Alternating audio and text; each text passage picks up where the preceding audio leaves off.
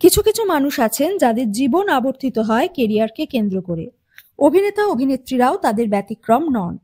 অভিনেত্রী মধুমিতা সরকারের জীবনও অনেকটা সেরকমই। মডেলিং এর পর সিরিয়াল থেকে কেরিয়ার শুরু। সেই সিরিয়ালের সেটেই আলাপ হয় সৌরভের সঙ্গে।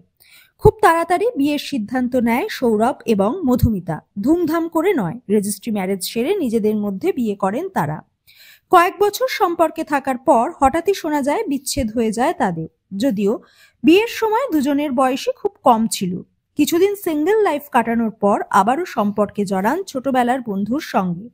কোথাও বেড়াতে গেলে কিংবা রেস্তোরাঁতে একসঙ্গে খেতে গেলে সেই ছবি সোশ্যাল মিডিয়ায় পোস্ট করেন মধুমিতা। যদিও পাত্র কি করেন সেই বিষয়ে কিছু বলেননি তিনি।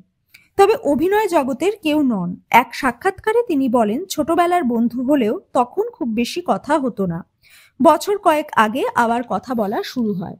তারপরই তারা সম্পর্কে শিলমোহর দেওয়ার সিদ্ধান্ত নেন। অভিনেত্রী সোলো ট্রিপ করতে খুব ভালোবাসেন। পাহাড় তার প্রিয় জায়গা। সোলো ট্রিপের ছবিও পোস্ট করেন। এবার কর্মসূত্রে হায়দ্রাবাদ যাবেন। কাজ হয়ে গেলে কাছে পিঠে ঘুরে আসার ইচ্ছে আছে। তবে আর একা নন, এবার প্রেমিককে সঙ্গে নিয়েই যাবেন।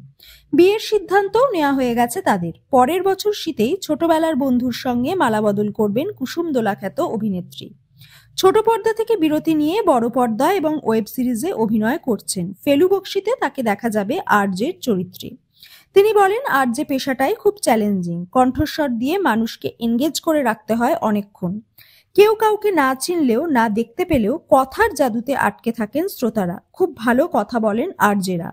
যে কোনো চ্যালেঞ্জিং দৃশ্যে কাজ করতে তার ভালো লাগে। দেব এবং জিতের সঙ্গেও কাজ করার ইচ্ছে আছে।